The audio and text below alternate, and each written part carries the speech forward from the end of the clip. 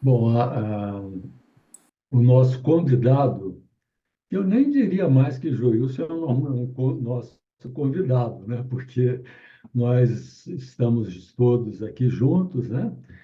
E no trabalho que foi proposto, né? Que caberia a mim coordenar, né? Um pequeno trabalho.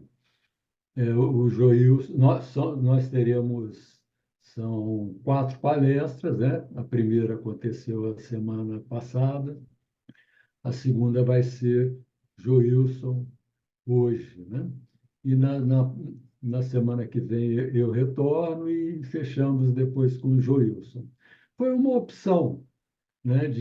Porque tem muitas pessoas que estão ocupadas, né? Com vários trabalhos a serem apresentados. Nós pensamos nesse modelo. E o Joilson já pode acionar o seu som, Joilson, porque Pronto, só Samir. uma mudança da palestra de hoje, né? O título da palestra, que seria sobre o ego, né? Isso. Né? Todo homem, todo homem precisa de uma mãe. Todo homem precisa de uma mãe. Então, assim, minha profunda reverência a todas as mamães aqui do grupo, a todas as mães que são filhas de Maria, são filhas da Mãe do Mundo. Então, meu grande reconhecimento a cada uma de vocês por esse dia auspicioso, tá bom? Outra coisa que eu queria falar, antes de começar de fato a palestra, é um convite que eu quero fazer a cada um de vocês. Os slides, os parágrafos, eles são autoexplicativos. Então, assim, o meu convite é que nós, cada parágrafo que for passando, façamos uma pequena pausa, façamos um pequeno silêncio, uma pequena reflexão sobre cada parágrafo desse, porque ele, obviamente, vai nos tocar de forma muito sensível. Então, eu pretendo fazer assim quase nenhuma intervenção, né, nesses parágrafos, nenhum breves comentários, talvez. Mas o convite é justamente isso: é nós identificarmos essa estrutura em nós mesmos através de uma breve reflexão. Então, o convite que eu faço é esse: haja vista, nós estamos vivendo uma era de síntese, né? Então, nós precisamos tornar também os nossos pensamentos mais sintéticos, né? Os nossos sentimentos, as nossas ações, porque na síntese tem todo o universo ali dentro. Então, o convite que eu faço a cada um de nós hoje é um pouco dessa prática da síntese. Encontrou, Samir? Sim, eu só vou precisar de compartilhar, né? Uhum. Então, alguém, eu acho que Vera Silda, né? Pode me colocar como co-host provisoriamente, para eu Você está poder. como anfitrião, Samir. Já? Ah, bom, tudo bem. Então, vamos lá, peraí.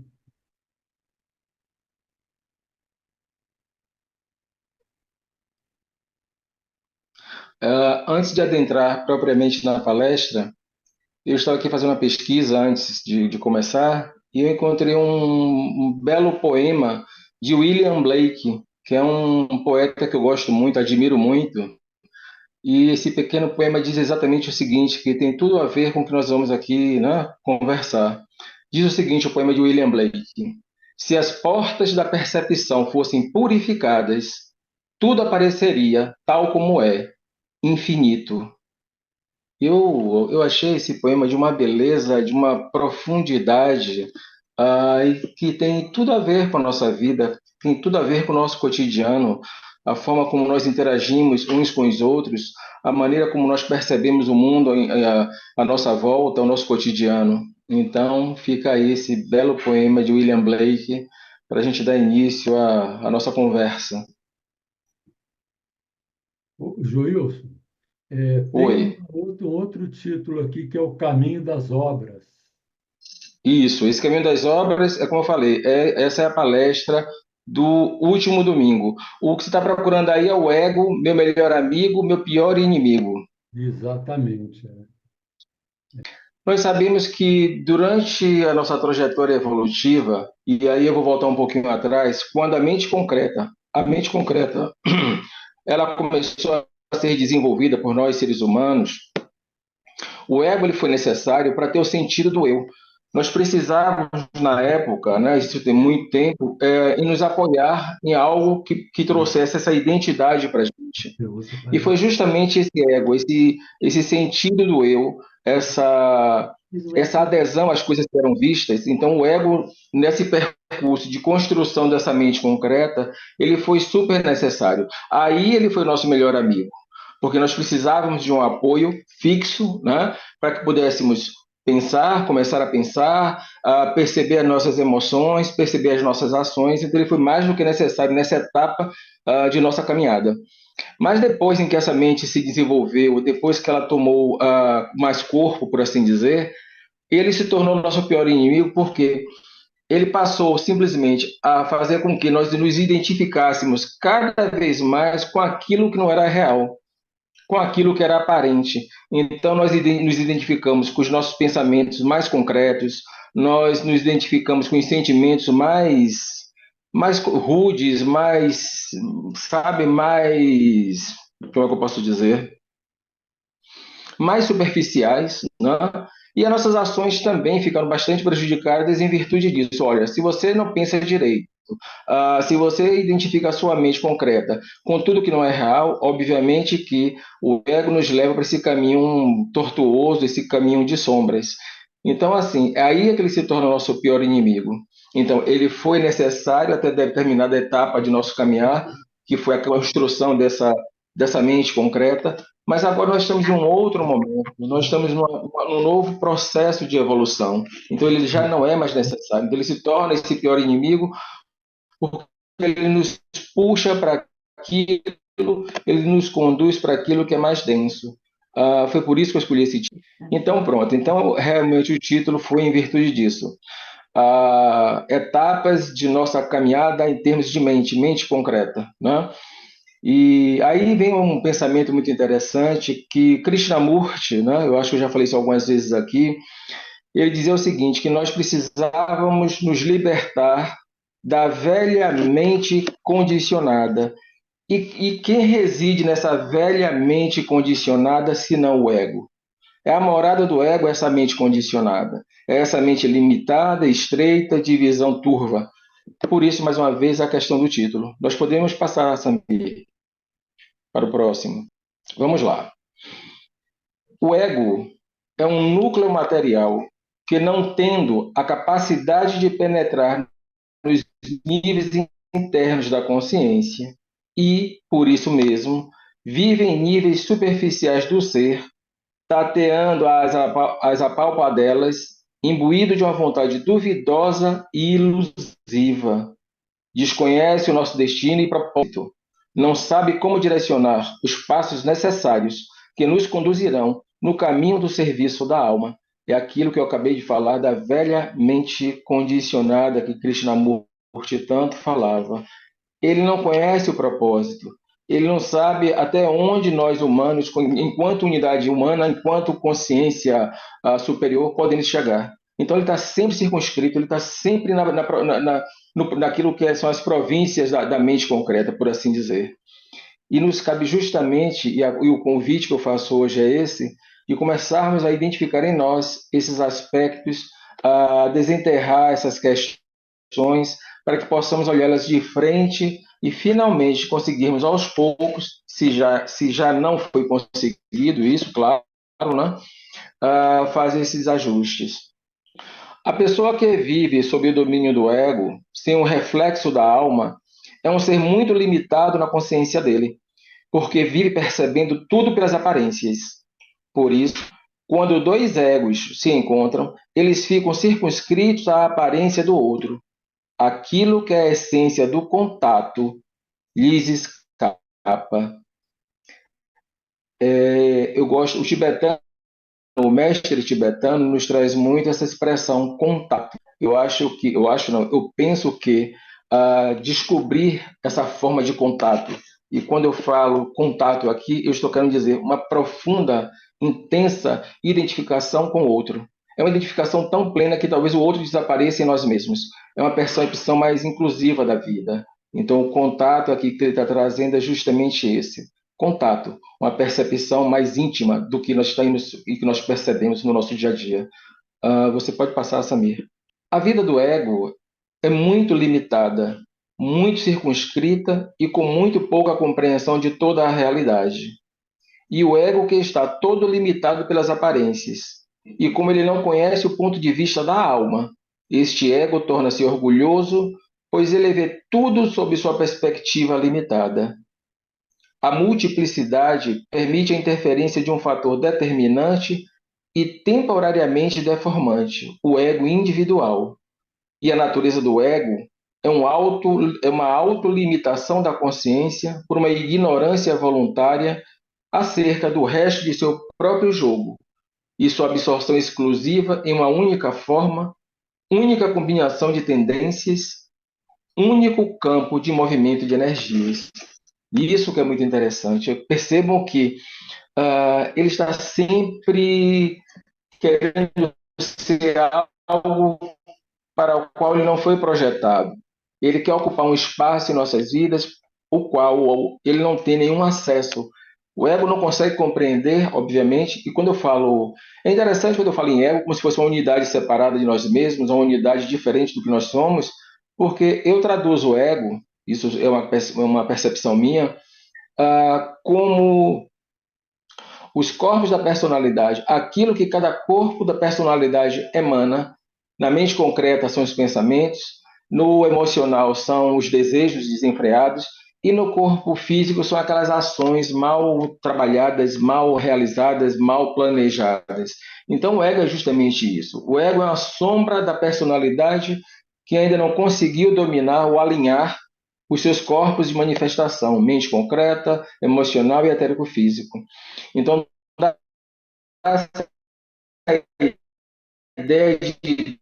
Então, assim, o que é mais amplo, ele se está sempre circuito e circunscrevendo a maioria dos nossos processos a algo muito estreito, muito míope e limitado. Perceber essa inserção do ego no dia a dia, nos pensamentos, é a chave para que nós possamos nos libertar dele. Pode passar, Samir, por favor. O ego limitado é apenas um fenômeno intermediário da consciência, necessário para certa linha de desenvolvimento. Seguindo essa linha, o indivíduo pode chegar a isto que está além dele mesmo, a isto que ele representa e pode ainda continuar a representar, não mais como um ego obscurecido e limitado, mas como um centro do divino e da consciência universal, que abarca e utiliza todas as determinações individuais e as transformações em uma harmonia com o divino. Esse é interessante esse parágrafo. Quem trouxe esse pensamento foi o sábio indiano Sri Aurobindo, e isso está presente num tratado que ele escreveu, que é A Síntese do Yoga. Tem mais de 900 páginas. E nesse tratado, Sri Aurobindo ele dedica um capítulo inteiro ao ego. E mesmo fora desse capítulo, né, sobre o ego, em toda a sua obra, ele continua pontuando aqui e acolá situações e relações desse ego em nossas vidas. Então, veja que coisa interessante.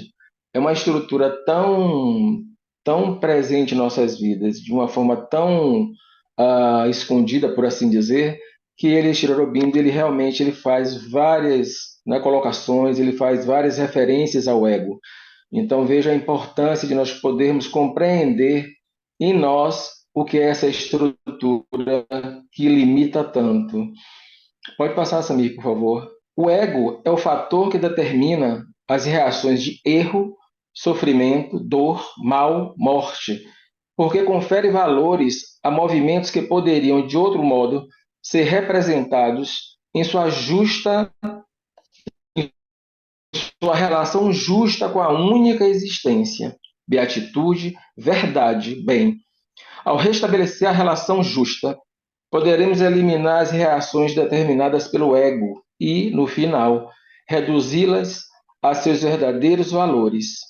E essa recuperação pode ser efetuada pela participação justa do indivíduo na consciência. mais uma vez citando Sri Aurobindo, ele dizia que todo o problema humano é um problema de consciência. Dizia justamente na latência, sejam eles quais forem, poderiam ser resolvidos. E é justamente o que ele traz aqui. Então, o ego nos mostra é um fator de erro, de equívocos, de deslizes.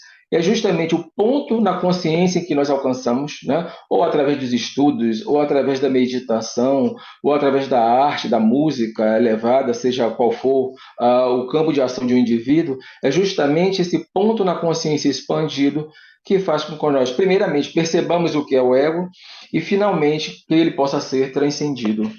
Por favor, Samir, adiante. Pela própria natureza de nosso ego e de nossa ignorância, nos afirmamos egoisticamente mesmo quando nos orgulhamos demais de nossa ausência de egoísmo e, em nossa ignorância, mesmo quando nos vangloriamos de nossa compreensão e conhecimento.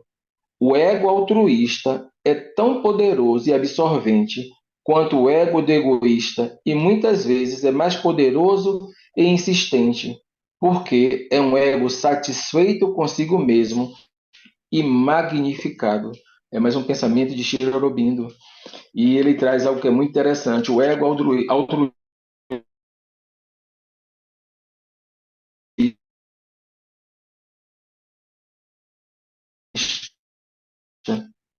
permita, não, que sua mão direita não veja o que sua mão esquerda está doando, ou algo assim do tipo. Se alguém conhece a Bíblia, por favor, pode me corrigir, tá?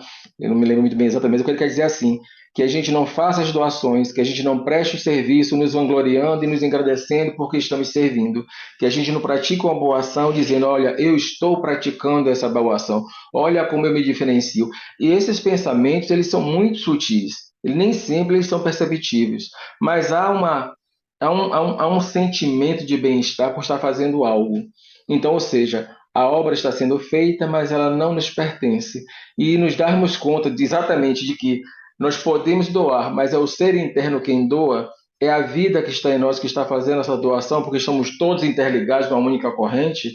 Isso nos liberta também dessa possibilidade desse ego altruísta que muitas das vezes ele se engrandece pelas doações, pelas obras que ele faz, pelo serviço que ele executa. Vamos adiante. Esse parágrafo ele me toca profundamente porque ele toca justamente naquilo que eu busco há muitos anos, através dos meus estudos filosóficos, a contatar diretamente. O mestre tibetano afirma que o contato com a alma, o contato com o eu superior, ele tem que acontecer no cérebro físico. Ele dizia que, da mesma maneira que nós encontramos um amigo muito querido na rua, em algum local, e quando nós nos encontramos em casa, sozinhos ou no outro dia, nós nos lembramos exatamente que o contato aconteceu, que o diálogo existiu. Então, é desse contato que o mestre tibetano tanto fala. É a descoberta da alma, não a alma externa do pensamento, da emoção e do desejo, mas a entidade psíquica secreta, o elemento divino dentro de nós, quando ela domina a nossa natureza, quando somos conscientemente a alma e a mente, a vida e o corpo ocupam seu lugar verdadeiro como seus instrumentos, tornamos-nos conscientes de um guia interior que conhece a verdade, o bem, o verdadeiro deleite e a verdadeira beleza da existência. Governa o coração e o intelecto com sua lei luminosa e conduz nossa vida e nosso ser em direção à plenitude espiritual. Pronto. Nós chegamos no parágrafo que é a base possível de tudo que nós vimos até esse momento. É esse o contato com a alma. É descobrir esse núcleo em nós que é todo bondade, que é todo amor, que é todo sabedoria. É a partir desse contato, é a partir dessa entrega plena a esse núcleo interno nosso, que é a alma, que essa condução totalmente consciente, totalmente plena pode acontecer. Então, a nossa busca como caminhantes espirituais, como estudantes, né, da sabedoria antiga, é nos permitir conduzir por essa energia em nós, por essa alma, por esse eu superior.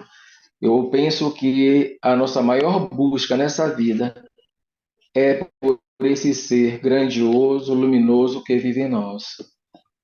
Você pode passar, Samir. Embora o ego reivindique estar engajado em uma guerra, isso é muito interessante.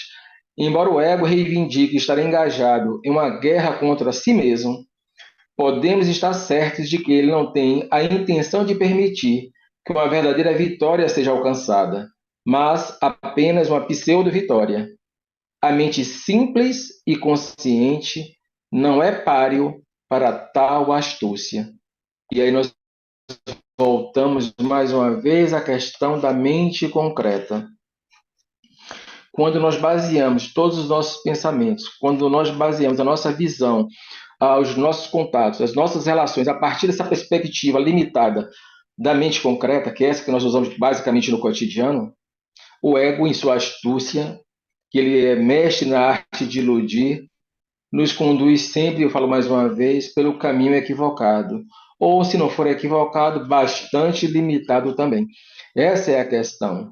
Então, perceber o que é essa mente, estudar o que é essa mente. Aí nós temos um tratado maravilhoso disponível na Fundação Cultural Avatar, né? Que é a luz da alma, que são os aforismos de Patanjali, da Raja Yoga. Se nós formos estudar aquele tratado, nós vamos perceber claramente o que esse parágrafo aqui está querendo dizer. Ou seja, conhecendo essa mente, a gente consegue também identificar o ego assim que ele surge. O ego, o que é o ego? Senão um eu superior cercado por barreiras, condicionados por seus instrumentos, o corpo, os sentimentos e o intelecto, e esquecido da sua própria natureza. Eu vou repetir. O que é o ego, senão eu superior, cercado por barreiras, condicionados por seus instrumentos, o corpo, os sentimentos e o intelecto, e esquecido de sua própria natureza. Bom, isso dispensa qualquer comentário de minha parte. Você pode seguir, Samir, por favor. O ego não é de fato destruído, pois como poderia alguém agir neste mundo sem corpo e sem intelecto, sem emoção e sem vontade? Mas o centro do ser é transferido do ego para o eu superior.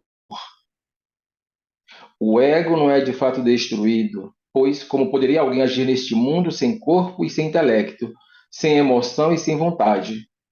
Mas o centro do ser é transferido do ego para o eu superior. Para o homem em elevada consciência e identificado com esta, o ego é simplesmente um canal aberto, através do qual o seu ser pode fluir para dentro do tempo e espaço. O ego não é ele mesmo, como é para o homem não iluminado, mas um adjunto de si mesmo, obedecendo e expressando a sua vontade. Devolva o ego ao eu superior, e então o eu superior o usará como ele deve ser usado, em harmonia com as leis cósmicas do ser. Isso significa que o bem-estar de todos os outros contatos com o ego será considerado como se fosse o bem do próprio ego. A partir desse momento, ao compreender os problemas humanos com a sabedoria do eu superior, o seu pensamento se torna iluminado por dentro, como se fosse ele mesmo, e ele irá entender claramente o significado interno de cada problema que se apresenta. Então, nós temos aí uma dualidade curiosa, uma aparente dualidade, né? Que é o ego trabalhando a partir de níveis mais concretos, de níveis mais densos, e o eu superior atraindo essa energia para si para transmutá-la, que é o eu superior. Mais uma vez eu volto à questão do contato, que é uma palavra-chave para todos nós aqui, contato. Por favor, Samir. Seu comportamento é espontâneo, mas não o é através do mero impulso. Tampouco o é através do intelecto não utilizado.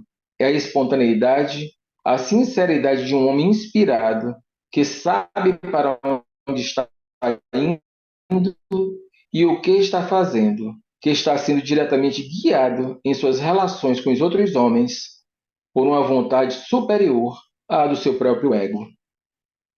Comportamento espontâneo. Pode passar, Samir, por favor. A verdadeira solução só poderá ocorrer quando pudermos nos tornar pelo nosso crescimento espiritual, uns com todos os seres, reconhecê-los como parte de nós mesmos, como parte de nós, tratá-los como se fossem nossos outros selves, porque então a divisão será abolida. A lei de autoafirmação que separa e dos outros se ampliará e liberará ao acrescentar-se a ela a lei de autoafirmação para os outros e a lei de autodescoberta na descoberta e realização dos outros. É, nos aforismos de Patanjali, aforismo 35 do livro 2, que é um dos mais belos dos tantos aforismos que lá se encontram, na presença daquele que aperfeiçoou e toda a inimizade cessa. Eu vou repetir mais uma vez.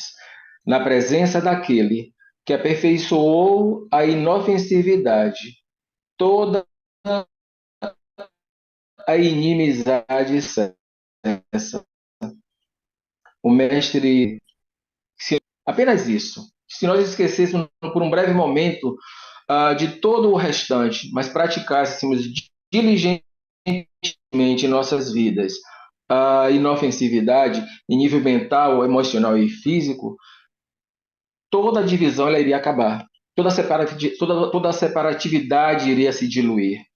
E nós iríamos perceber que somos todos uma única família. Nós somos uma humanidade integrada, unida, uma única unidade, um único amor, um único pai. Então, assim, uma única mãe. Então, é justamente isso que ele nos convida aqui. É como nós pudermos, através de um crescimento de consciência, uma expansão de nossa consciência, é que nós podemos perceber que não existe nenhum outro. O que existe são seres humanos no processo de evolução no planeta Terra. É isso que todos nós somos aqui. Irmãos, isso até é um lugar comum para todos nós, mas é a grande realidade. E aí o tibetano afirma que a inofensividade poderia resolver, sim, essas questões em nós também. Pode passar, Samir, por favor. E aí nós temos essa bibliografia. Eu peguei alguns pensamentos de Trigueirinho no YouTube.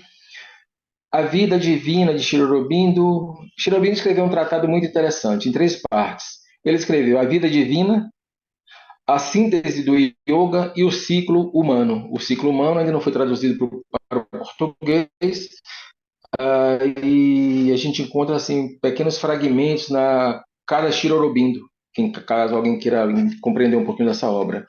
Então nós temos a Vida Divina de Sri Aurobindo, a síntese do yoga também de Aurobindo, o Caminho Breve para a Iluminação, de Paul Branton, e o Livro do Viver e Morrer, de Sogyal Rinpoche, que, na verdade, é o livro tibetano dos mortos. Né? Então, eu aconselho a vocês, se puderem, se quiserem aprofundar mais sobre essas questões do ego, que adquiram esses livros. Vale muito a pena sentar com calma e dar uma estudada. Bom, no começo de minha fala, eu deixei de fazer alguns agradecimentos. Deixei de agradecer a Samir pela gentileza do convite.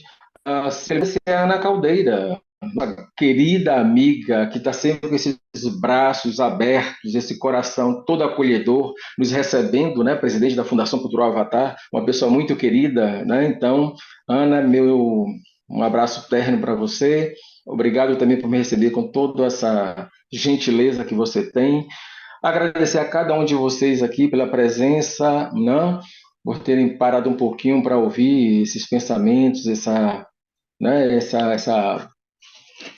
elucidação do que é o ego realmente, né? Compreender um pouquinho melhor o que é essa estrutura que ainda vive em nós, faz parte de nossas vidas, né? Normalmente. Então é isso. Mais uma vez, um feliz Dia das Mães, de muita alegria e amor para cada uma de vocês. E é isso, meu muito obrigado por esse domingo assim, por essa manhã de domingo tão alegre, tão auspiciosa.